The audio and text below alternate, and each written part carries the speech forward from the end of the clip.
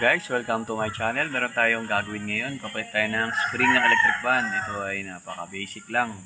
Sa mga baguhan, malaking bagay sa inyo guys. Makakatulong na malaki. Ito yung electric fan natin. Ito yung sasabi kong spring. Makikita nyo yan.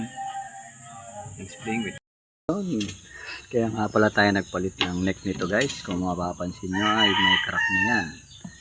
Ayan ay nadiinan. Perines pababa na sobrahan. Ang mga bago ngayon guys ay madaling masira na ngayon guys. Malulutong na ang kanyang mga piyesa. Kaya nakahanap tayo sa mga gawa natin.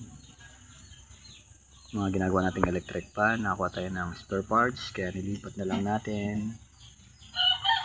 Ayun. Papakita ko na sa inyo kung paano natin inilipat yung spring from